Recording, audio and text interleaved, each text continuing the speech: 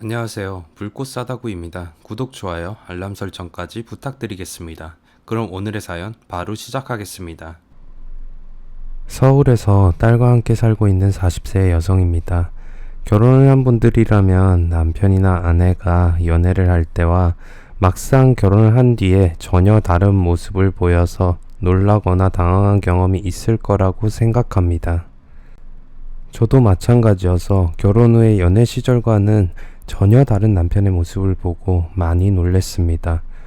연애를 할 때는 전혀 눈치채지 못했는데 알고 보니 남편은 시누이의 치마폭에 파묻혀서 사는 시누이의 의존형 인간이었어요. 남동생이 누나에게 기대고 의지하는 게 뭐가 문제냐고 하시겠지만 그 정도가 지나쳐도 너무 지나친 게 문제였어요. 그리고 시누이는 하나부터 열까지 모든 걸 간섭하고 잔소리를 하면서 시어머니보다 더 지독하게 시집살이를 시키면서 저를 괴롭혔습니다. 오죽하면 저는 손이 시누이 때문에 결혼 1년 만에 스트레스로 원형 탈모가 생길 지경이 되었어요. 시누이가 저를 못살게 굴었던 건 남동생인 남편에 대한 애정을 넘어서 집착을 가지고 있었기 때문이었습니다. 그리고 시누이가 남편에게 집착하는 데는 특별한 이유가 있었는데 바로 두 남매의 특별한 관계 때문이었어요.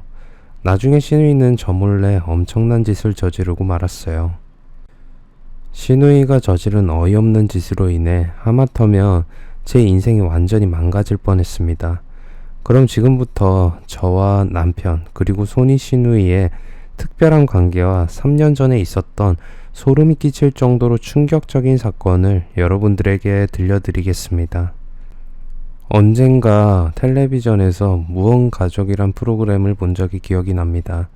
말 그대로 가족들이 한마디도 대화를 하지 않고 서로 소통도 하지 않으면서 벽을 쌓고 사는 모습을 영상으로 제작한 것이었어요. 그걸 보면서 저는 바로 제 이야기라는 생각을 했어요. 저희 가족이 바로 무언가족이었기 때문입니다. 엄마와 아버지 그리고 오빠와 저는 서로 거의 말을 하지 않고 지냈어요.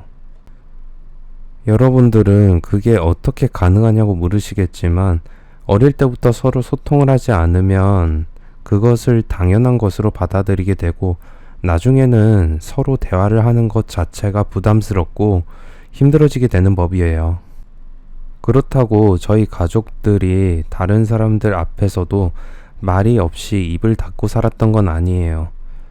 저만 해도 학교에서는 누구보다 활발하고 사교성이 넘치고 말이 많은 여학생이었어요. 하지만 이상하게 대문을 열고 집에만 들어오면 입에 자물쇠가 채워졌어요. 엄마는 학교에서 돌아온 저를 그저 힐끗 쳐다보고는 잘 다녀왔니? 라는 인사조차 하지 않고 식탁에 차려놓은 밥을 손으로 가리킨 다음에 안방으로 들어가 버리셨어요. 저는 씻고 나와서 밥을 먹고 제 방으로 들어갔고 그러면 엄마가 안방에서 나와서 말없이 설거지를 하셨어요. 저녁 시간이 지나서 오빠가 집에 와도 엄마의 행동은 저를 대할 때와 마찬가지였어요. 오빠도 저와 똑같이 행동을 했고요. 가장 마지막으로 아버지가 집에 돌아와도 식구들의 반응은 마찬가지였어요. 오빠와 저는 아버지가 퇴근해서 들어오는 인기척을 느껴도 나와서 인사를 하기는커녕 방에서 나와보지도 않았어요. 아버지도 저희들에게 인사를 하라는 말조차 하지 않고 씻으러 화장실에 들어가셨고 엄마는 역시 말없이 아버지의 저녁을 준비했어요. 욕실에서 나온 아버지가 말없이 식사를 하시는 동안 엄마는 거실 소파에 멍하니 앉아서 텔레비전만 뚫어져라 쳐다보았습니다. 식사를 마친 아버지는 자신의 방으로 들어가셨고 뒷정리를 마친 엄마만 혼자 거실에 덩그러니 남아서 텔레비전을 보다가 잘 시간이 되면 안방으로 들어갔고 오빠와 저는 각자의 방에 들어가며 화장실을 갈 때와 냉장고에서 음료수를 마실 때를 제외하고는 가급적 밖으로 나오지 않았어요. 그러니 저희 가족들은 한 달이 넘게 얼굴 한번 마주치지 않고 지낸 적도 있었어요. 그렇게 저희 네 식구는 각자의 방에서 서로 되도록 마주치지 않고 말을 섞지 않으면서 식구가 아닌 남처럼 살았어요. 그렇지만 신기한 건 엄마와 아버지 그리고 오빠도 밖에서는 아주 활발하고 말이 많은 사교적인 성격이었어요. 특히 아버지는 중학교 선생님으로 근무를 하셔서 수업을 해야 했고 학부모 상담이나 교직원 회의 등등 하루 종일 쉴 새 없이 말을 해야 하는 직업이셨어요. 엄마도 친구들과 전화를 시작하면 최소한 1시간은 수다를 떠실 정도로 말하는 것을 너무나 좋아하셨고 그 당시에 고등학생이던 오빠도 학교에서 반장을 할 정도로 리더십이 있고 공부도 잘하는 모범생이었어요. 그런데 집에 무슨 귀신이 씌었는지 저희 가족들은 신나게 떠들다가도 집에만 들어오면 하나같이 약속이라도 한 듯이 입을 굳게 다물었어요.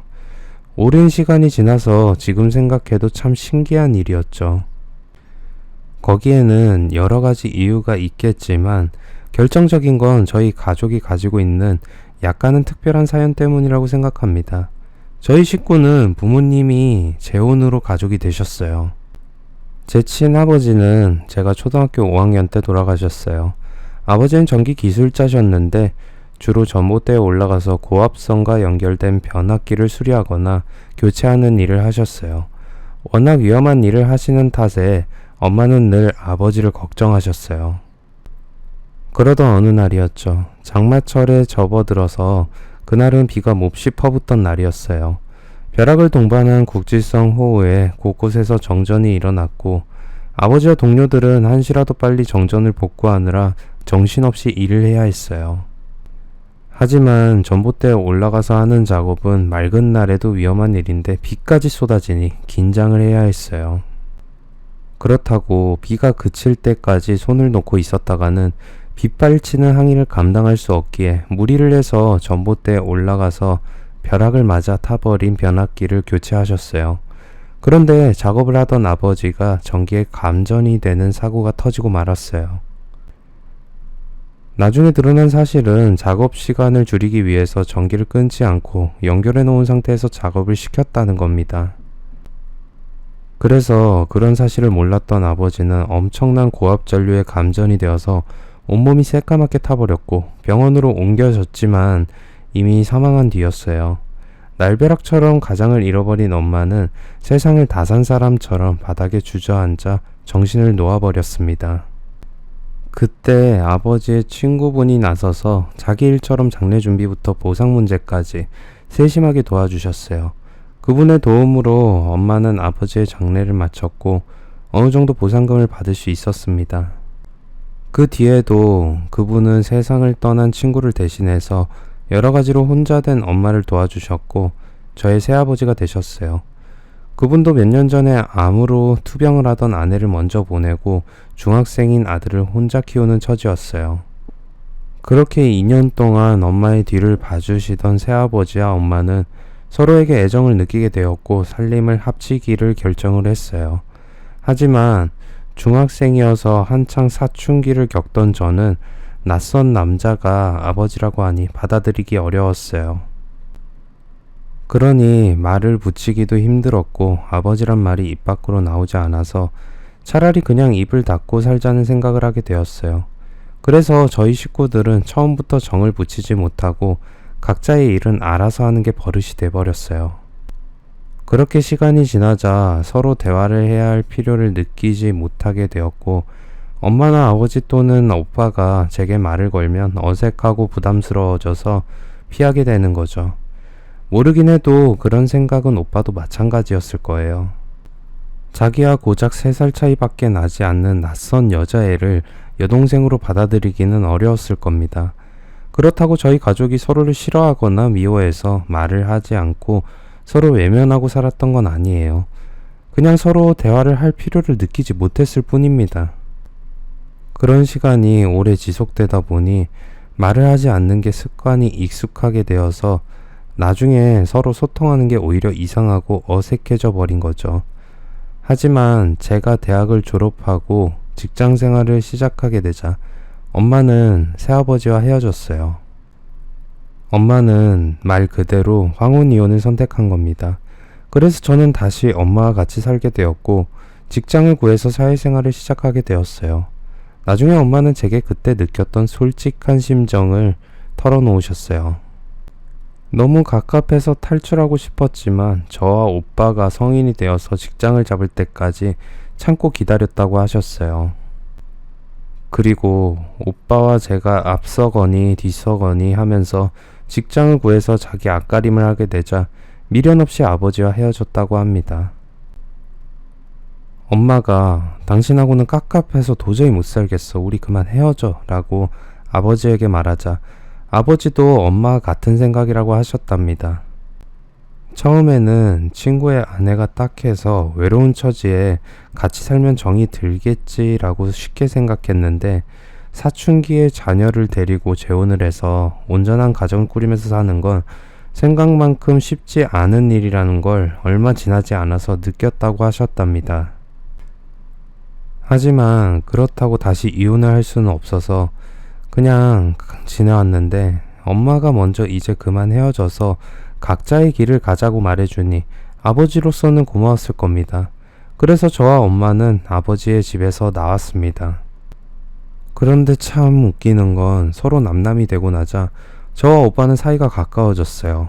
가족일 때는 서로 외면하면서 말 한마디 하지 않았는데 가정을 깨고 갈라서고 나니 오빠는 자주 제게 문자를 보내면서 어떻게 지내는지 안부를 물었어요.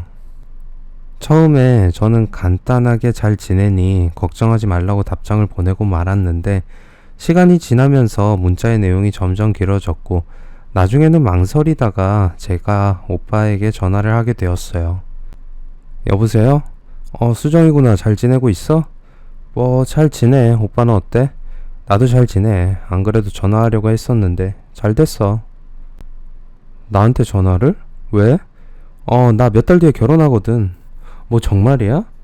오랜만에 연락을 한 오빠는 느닷없이 결혼을 한다는 말을 해서 저를 놀라게 만들었습니다. 그리고 몇 달 후에 저는 오빠의 결혼식에 가서 축하한다는 말을 해주었고 새아버지에게도 인사를 드렸습니다. 새아버지는 저를 여전히 어려워하셨어요. 오랜만에 만난 오빠는 의젓한 유부남 티가 났어요. 결혼하니까 좋은가 보네. 싱글벙글 입이 귀에 걸렸어. 그래 좋아. 수정이 너도 결혼하면 어떤 기분인지 알게 될 거야. 근데 오빠는 그거 알아? 오빠가 웃는 거 처음 봐. 그래 하긴 우리가 좀 말이 없이 살긴 했지. 좀 말이 없었던 게 아니라 아예 말이 없었어. 맞아. 이제부터라도 자주 연락하고 가끔 만나서 밥을 먹으면서 대화도 하면서 지내자. 오빠의 말은 빈말이 아니었어요. 결혼 후에 오빠는 이틀에 한 번은 문자가 아니라 전화를 해서 밥은 먹었냐, 일하는 건 힘들지 않냐, 엄마는 건강하시냐, 어디 아프신 데는 없냐고 하면서 안부를 물었고 한 달에 2번은 좋은 식당에서 만나서 밥을 먹었어요. 그리고 엄마와 새아버지도 남남이 되고 나서야 서로에게 더 깊은 정을 느끼면서 자주 연락을 하면서 지내게 되셨어요. 대학 졸업 후에 직장에 들어가서 정신없이 일만 하던 저는 성격이 더러운 상사에게 시달리게 되었어요.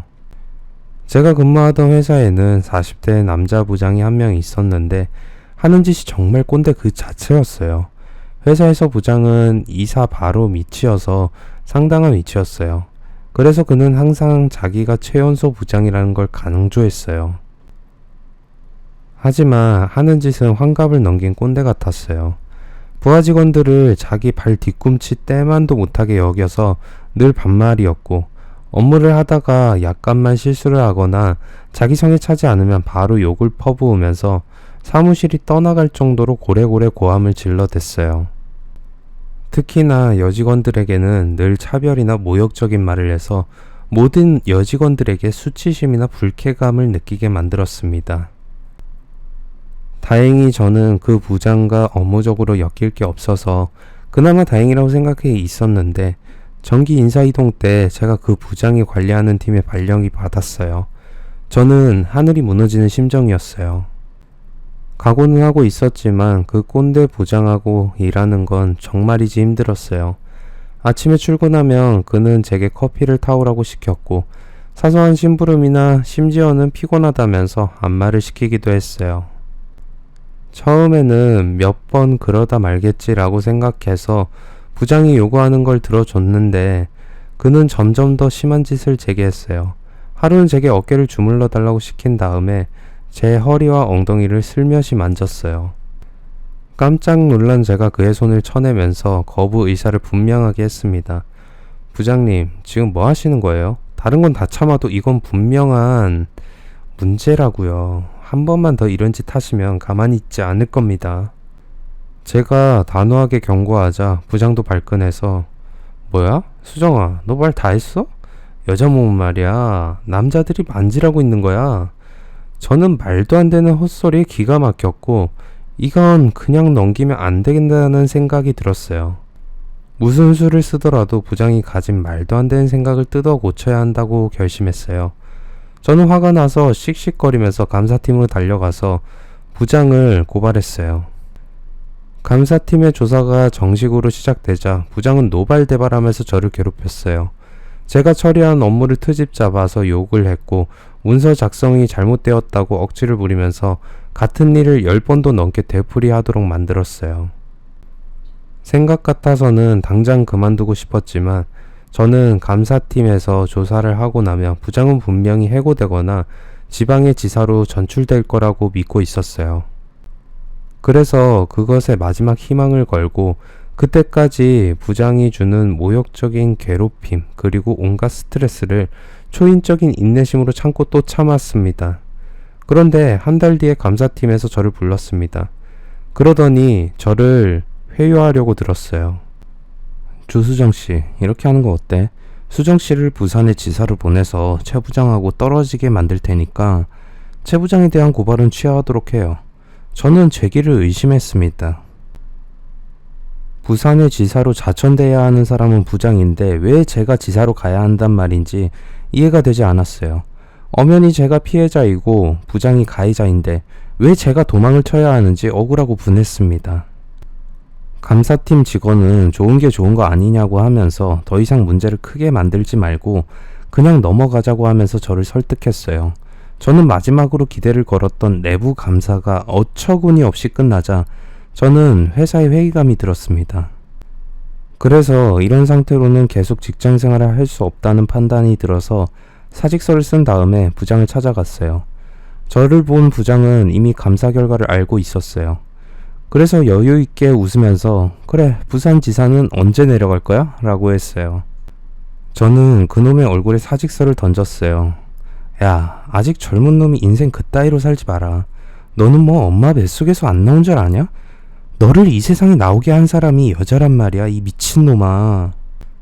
제게 모욕을 당한 부장은 얼굴이 벌겋게 달아올라서 책상을 내려치면서 고함을 질렀지만 저는 아랑곳하지 않고 회사를 나와버렸습니다. 사표를 던지고 회사를 그만둔 다음에 저는 번아웃이 와서 보름이 넘게 집에만 틀어박혀 있었어요. 그러다가 문득 이러다가는 제가 말로만 듣던 은둔형 외톨이가 되겠다는 생각이 들어서 제 인생의 탈출구를 찾기 위해서 무작정 혼자 여행을 떠났습니다. 딱히 정해놓은 목적지가 있는 게 아니라 그냥 발길이 닿는 대로 떠돌아다니다가 경치가 좋은 곳이 있으면 머물러서 구경도 하고 쉬다가 다시 가고 싶은 곳이 있으면 그곳으로 무작정 떠나곤 했어요. 일주일간 전국 여러 곳을 돌아다니다가 답답한 마음을 풀기 위해서 바다를 보려고 부산으로 내려가서 게스트하우스에 묵게 되었어요. 그런데 게스트하우스의 주인 부부는 약간은 특이한 사람들이었어요. 안주인은 복장부터가 마치 유럽의 집시를 연상시키는 독특한 스타일이었어요. 안주인은 폭이 넓은 주름진 드레스에 레이스가 많이 달린 자켓과 깃털이 달린 유럽풍 모자를 쓰고 있었고, 남자 주인은 캐리비안의 해적들에 나오는 선원들 같은 복장을 하고 있어서 부산이라는 이미지와 잘 어울렸지만 왠지 이상한 느낌이었어요. 그들 부부는 첫눈에 뭔가 평범한 사람들은 아니란 느낌을 받았습니다. 그리고 밤이 되자 제 예상대로 부부는 투숙객들을 상대로 특별한 이벤트를 열었어요. 저녁을 먹고 밤 10시가 되어서 자려고 침대에 누웠는데 갑자기 우렁찬 백고동 소리가 들리더니 안주인이 냄비 뚜껑을 두드리면서 소리를 질렀어요. 여러분, 파티 타임이에요. 모두 나오세요. 자, 어서 모이세요. 파티를 즐길 시간입니다. 저는 갑작스러운 소란에 놀라서 방문을 열었어요. 그랬더니 다른 투숙객들은 익숙한 듯이 1층의 거실로 내려가고 있었어요. 저도 얼떨결에 다른 사람들을 따라서 거실로 내려갔는데 거실에는 간단한 안주거리들이 차려져 있었어요. 호스트가 게스트를 위해서 약간의 음식을 마련했습니다. 이제는 여러분들이 호스트의 성의에 감사를 표시할 때예요. 주인 부부는 파티를 위해 주인이 음식과 술, 음료수를 전부 준비하는 게 아니라 주인 부부는 간단한 안주거리만 준비하고 나머지는 각자 알아서 십시일반 돈을 걷어서 준비하라고 했어요. 말하자면 서양식 더치페이 파티였어요. 저를 포함한 투숙객들은 각자의 형편에 따라서 10,000원도 냈고 20,000원도 내서 술과 먹을거리를 준비를 했어요. 준비가 모두 갖춰지자 저희들은 서로 술잔을 돌리면서 통성명도 하고 여행을 하면서 있었던 여러가지 일들을 말하면서 즐거운 시간을 보냈어요. 분위기가 무르익자 주인 부부는 자기들이 어떻게 만나서 결혼하게 되었는지 사연을 말해주었어요. 여행을 좋아하는 자유로운 영혼이었던 두 사람은 동화 속 같은 풍경이 펼쳐진 유럽의 알프스에서 처음 만나게 되었다고 합니다. 거짓말을 조금 보태면 그들 부부는 전세계 어느 나라도 자신들의 발길이 닿지 않은 곳은 없다고 자신있게 말했어요. 그런데 결혼을 한 다음에 애가 생기자 자연스럽게 세계 여러 나라로 여행을 다니는 건 불가능해졌고 그 대신에 여행을 하는 사람들을 만나서 대화를 하는 것으로 위안과 대리만족을 느끼면서 살기 위해서 직장 생활을 일찌감치 접고 게스트하우스를 차렸다고 했어요.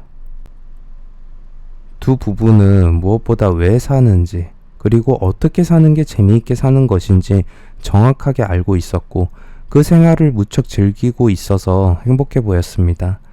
말을 마친 안주인은 이제부터 한 사람씩 왜 여행을 떠났는지 털어놓자고 말했어요. 그러자 지금까지 조용하게 앉아서 맥주만 마시고 있던 남성이 손을 들었어요. 제가 먼저 할게요. 저는 서울에 살고 있는 평범한 직장인 정민규라고 합니다. 굳이 나이를 밝힐 필요는 없겠죠. 다만 아직 미혼이라는 것만 말할게요.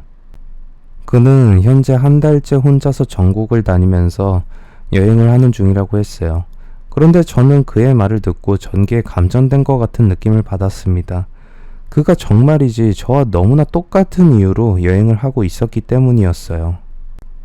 그는 저와 마찬가지로 왜 살아야 하는지 방향을 잃어버려서 그것을 찾기 위해서 여행을 떠났고 벌써 한 달이 넘게 전국을 떠돌고 있는 중이라고 했어요. 직장에서 업무에 쫓기고 상사에게 시달리면서 정신없이 일만 하다가 어느 날 문득 자신이 왜 이러고 사는지 의문스러워졌다고 했어요. 모든 것이 부질없는 짓이란 생각이 들자 급격하게 의욕이 감퇴되었고 존재에 대한 회의감마저 들었다고 합니다. 그래서 정신과에 가서 상담도 받았지만 번아웃 같으니 쉬면서 의욕을 되찾으라는 말만 들었다고 했어요. 하지만 그의 상태는 심각해서 모든 걸 정리하고 절로 들어가서 승려가 될 생각도 했다고 합니다. 그러다 회사의 사정을 말하고 장기 휴가를 낸 다음에 혼자만의 여행을 시작했다고 하네요. 하지만 그는 언제 여행이 끝날지 자신도 모른다고 했어요. 그의 이야기가 끝나자 다른 사람이 이어받았고 그러다 마지막으로 제 차례가 되었어요. 저도 민규 씨와 비슷한 이유로 여행을 떠났어요. 왜 아직 살아야 하는지 답을 찾지 못했지만 곧 알 수 있을 거라고 생각해요. 저는 말을 마치고 그에게 건배를 제안했어요. 그리고 시계를 보니 어느덧 자정이 넘어 있었어요. 주인 부부는 먼저 위층으로 올라갔고 남아있던 투숙객들도 밤이 깊어지자 하나씩 각자의 방으로 들어갔어요. 그리고 우연처럼 그와 저 둘만 거실에 남게 되었습니다. 수정씨, 아직 술도 많이 남았는데 우리 둘이서 마저 마시는 게 어때요? 좋아요. 오늘 같은 밤은 쉽게 잠들지 못할 것 같아요. 그날 술을 마시면서 저희들은 많은 이야기를 나눴고 같은 이유로 여행을 떠난 걸 알게 되자 그는 내일부터 동행하는 게 어떠냐고 물었어요. 저는 바로 좋다고 말했어요. 혼자 다닌 지 일주일이 지나자 처음에는 혼자라는 사실이 너무 편하고 홀가분했는데 지금은 슬슬 외로워지고 누군가 곁에 있어 주었으면 하는 생각이 들었던 참이었죠. 자, 우리 이제 어디로 갈까요? 다음날 아침이 되자 그는 제게 다음 행선지를 정하라고 말했어요. 저는 잠깐 생각하다가 산으로 가자고 했어요. 바다는 봤으니까 이제는 산으로 가는 건 어떨까요? 좋아요. 그럼 강원도를 향해서 출발! 커플이 되어서 여행을 시작하는 저희들을 보면서 안주인은 제게 살며시 속삭였습니다. 수정씨, 잘해봐요. 내가 보기에 두 사람 썩 잘 어울려요. 화이팅! 저희들은 강원도의 펜션에서 지내면서 산의 전기를 마음껏 누린 다음에 조용한 섬으로 들어가서 마음을 정리했어요. 아무도 없는 바닷가에서 조용히 일출을 보면서 새로운 의지와 기운을 받았어요. 그와 동행한 끝에 저희들은 이제 서울로 돌아가기로 결정을 했어요. 저는 여행을 하는 동안 그에게서 위로를 받으며 다시 한번 기운 내서 시작하기로 마음을 먹고 새로운 직장을 구해서 일을 하게 되었어요. 그 역시 직장에 다시 복귀를 했습니다. 서울로 돌아온 저희들은 당연히 자주 연락을 해서 만나게 되었어요. 그렇게 3개월 정도 연애를 하고 난 뒤에 저희들은 결혼을 약속하게 되었어요. 그리고 결혼을 약속한 다음에 저는 남편에게 누나가 있다는 사실을 처음 알게 되었습니다. 남편이 한 번도 누나에 대해서 말하지 않아서 저는 그가 형제가 없는 외동이라고 생각을 했었어요. 그리고 손이에 시누이와 처음으로 대면을 하게 되었습니다. 시누이는 남편보다 6살이 많았어요. 아직 30대인 그녀는 대단한 재력과 실력을 가지고 있었어요. 중심가에 건물을 2채나 가지고 있었고 자기 사업을 하고 있는 여성 사업가였어요. 시누이가 대단한 재력가가 된 이유는 세상을 떠난 남편에게서 받은 유산 때문이라고 했어요. 그녀는 어릴 때부터 또래들보다 키가 컸고 외모도 출중했다고 합니다. 그리고 고등학교를 졸업한 다음에는 스튜어디스가 되기를 원했지만 실패하고 취업을 했는데 인사팀에서 외모가 남다른 그녀를 회장 비서실에 근무하도록 했답니다. 그리고 시누이가 마음에 든 회장은 그녀에게 결혼을 하자고 제안을 했다는 거예요. 회장의 아내는 세상을 떠난 뒤였지만 시누이는 아버지보다 나이가 많은 회장과 결혼을 주저하지 않았다고 해요. 모두 회장이 가진 재산 때문이었죠. 회장은 얼마 전에 지병으로 세상을 떠나게 되었고 시누이는 회장이 가지고 있던 건물을 유산으로 받아서 자기 사업을 하게 되었다고 합니다.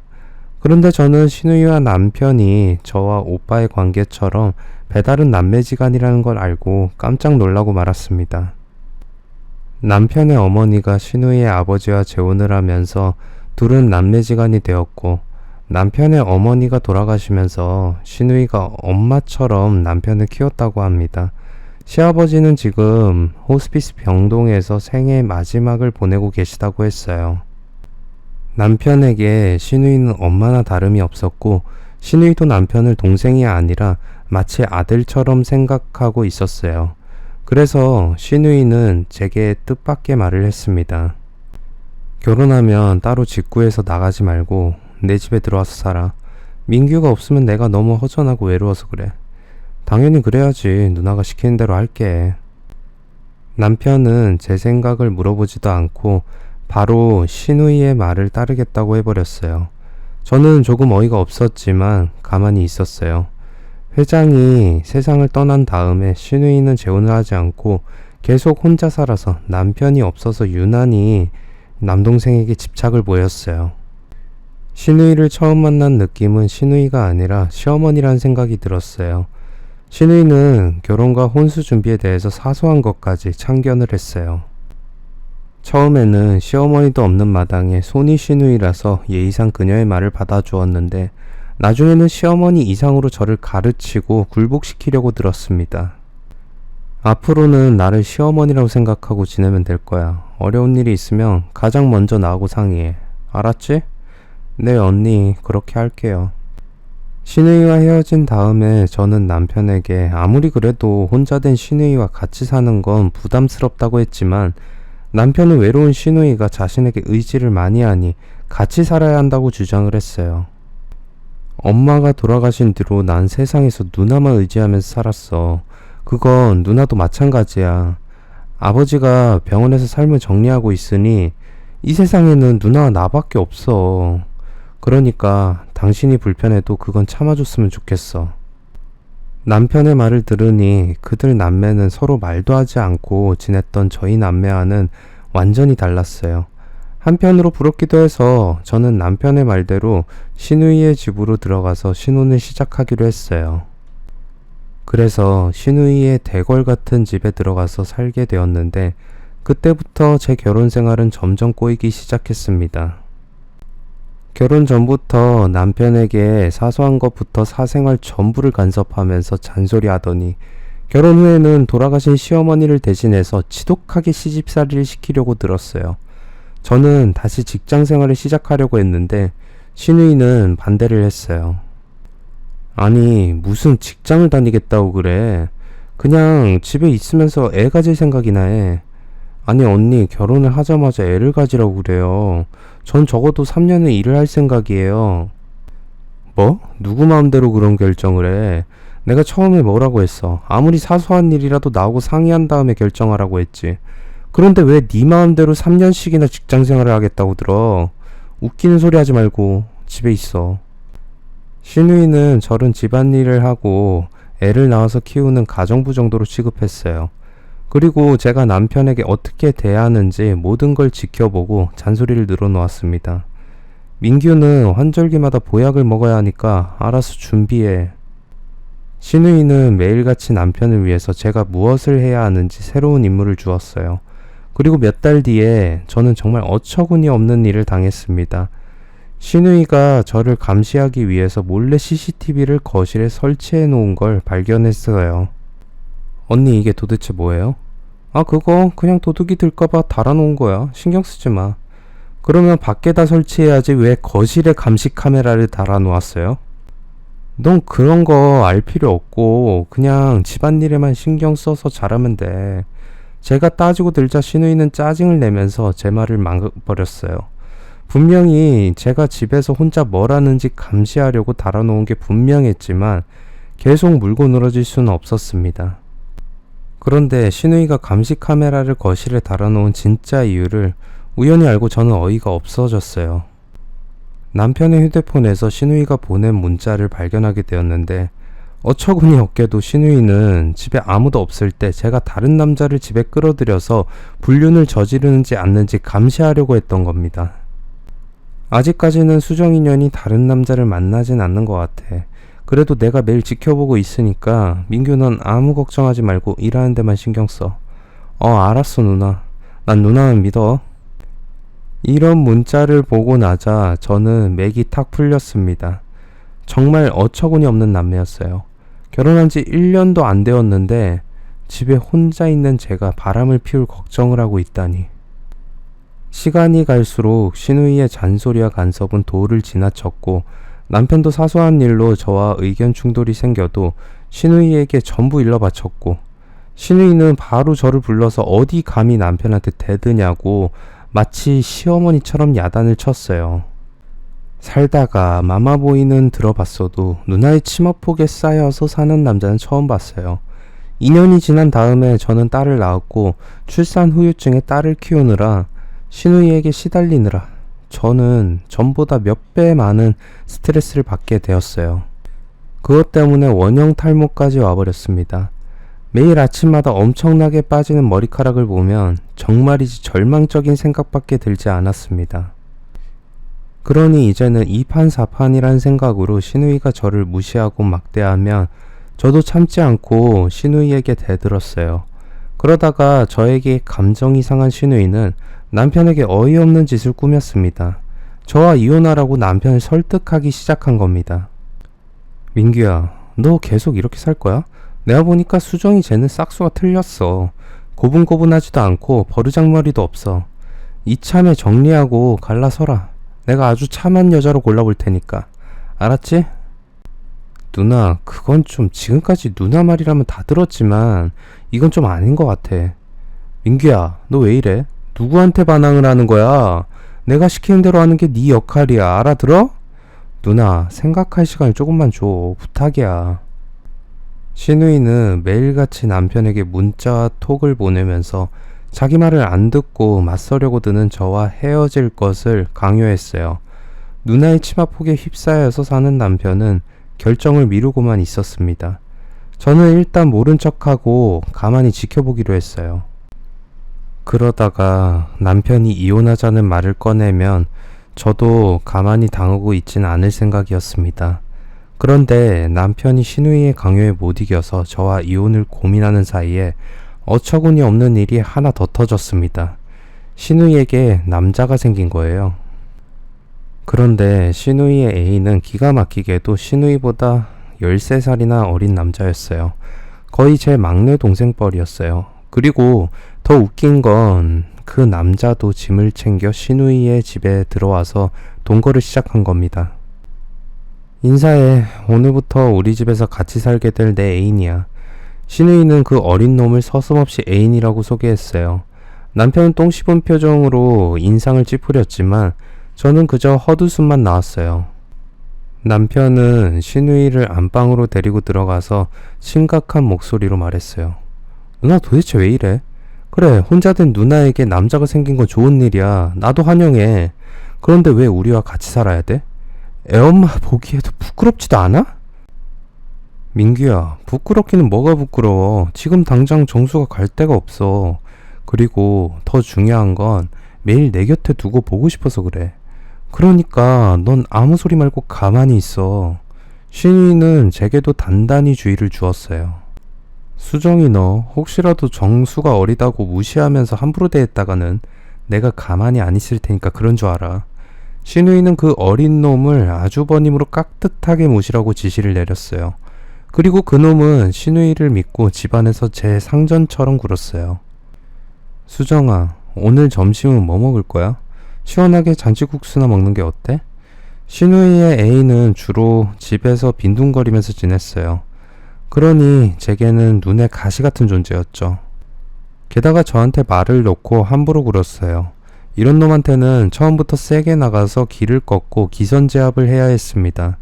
잔치국수 같은 소리하고 자빠졌네. 내 막내 동생 뻘도 안 되는 놈이 어디다 대고 반말이야. 뭐? 너야말로 아주버님한테 도끼눈을 치뜨고 대들어? 내가 네 시누이한테 전부 일러 바칠 거야. 마음대로 해. 앞으로 이 집에서 잘 지내려면 나한테 잘 보이는 게 좋을 거야. 안 그랬다가는 국물도 없을 줄 알아. 참, 미친년이 웃기고 있네. 그놈은 저를 비웃으면서 욕을 했어요. 저는 정말 근본이 없이 막대먹은 놈이라는 생각에 열이 받아서 탁자에 있던 곽티슈를 그놈의 얼굴에 집어 던졌습니다. 그러자 그놈은 제게 쌍욕을 하면서 삿대질을 했고 저는 분을 참지 못하고 맞받아쳤어요. 그런데 그날 저녁에 일이 벌어졌어요. 집에 돌아온 신우이에게 그놈은 제게 맞았다고 하면서 억울하다고 하소연을 했어요. 내가 잔치국수를 먹자고 했더니 소리를 지르면서 행패를 부렸어. 이것 봐, 이마가 찢어졌어. 그놈은 제가 던진 곽티슈 모서리에 찍혀서 조금 찢어진 상처를 보여주었고 신우이는 저를 잡아먹을 듯이 노려보았어요. 먹잇감을 눈앞에 두고 덮칠 기회만 노리는 맹수의 눈빛이었어요.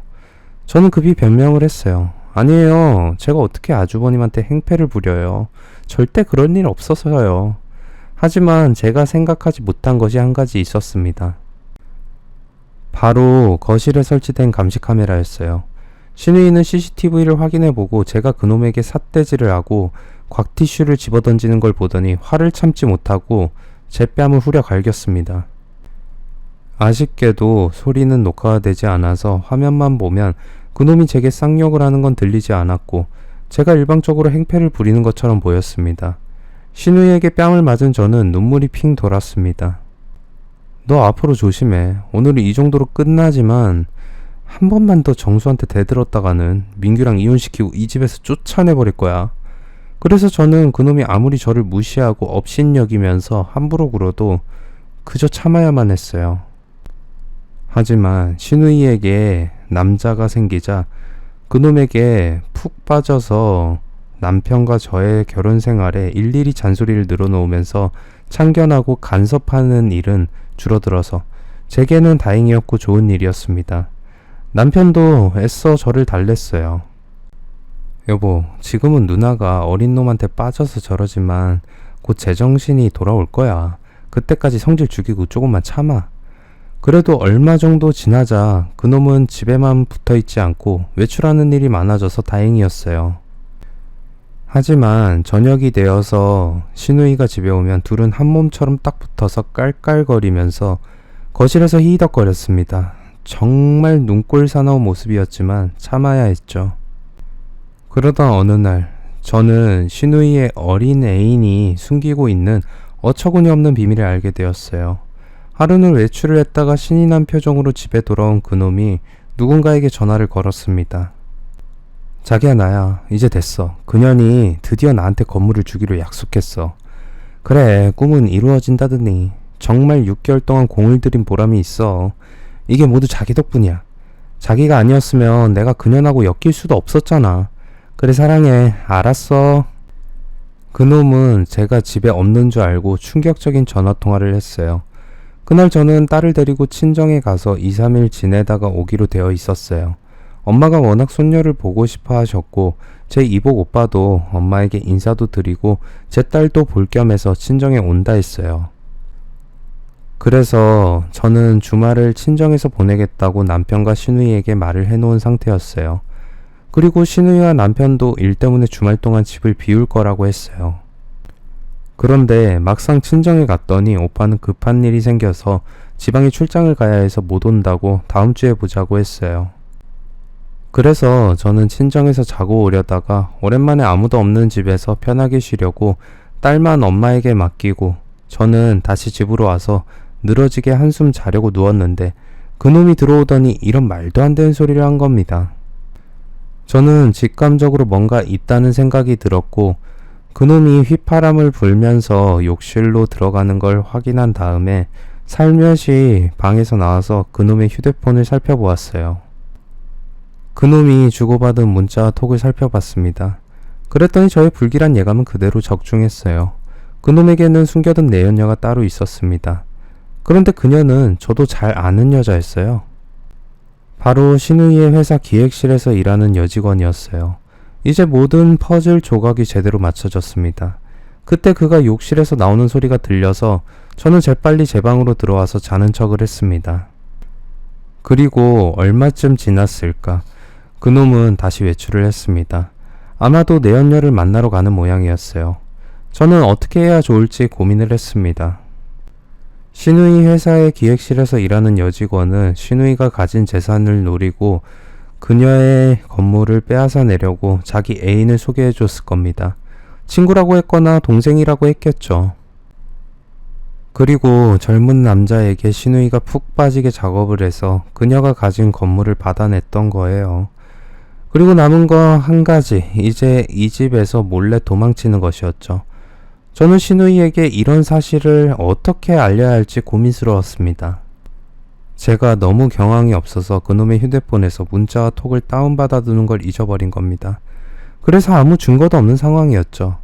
그러니 제 말을 신우이가 믿어줄 리가 없었어요. 그렇다고 가만히 있을 수도 없는 노릇이었죠. 그렇게 고민을 하는 사이에 일주일이 지나가 버렸고 오빠를 만나게 되었어요. 오빠는 많이 자란 제 딸을 보고 아주 좋아했어요. 그러다가 제 얼굴을 보더니 무슨 걱정이 있냐고 물었습니다. 수정아, 무슨 일 있어? 얼굴이 너무 어둡네. 오빠한테 말해봐. 혹시 김서방하고 무슨 문제라도 있는 거야? 아니야, 남편하고 문제가 아니라 신우이가 문제야.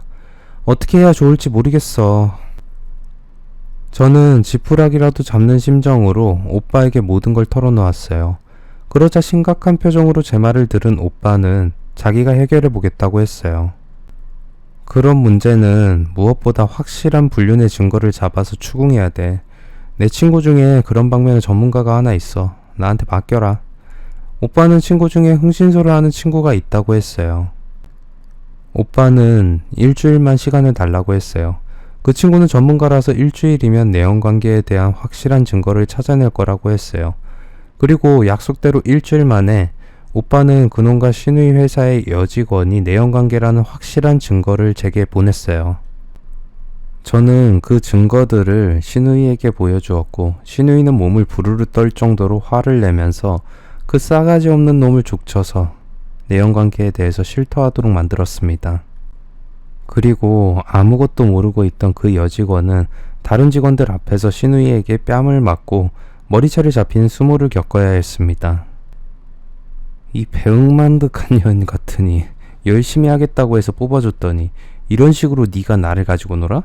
이 찢어 죽여도 시원치 않으려나. 아주 지옥에 떨어져서 처벌을 받아라.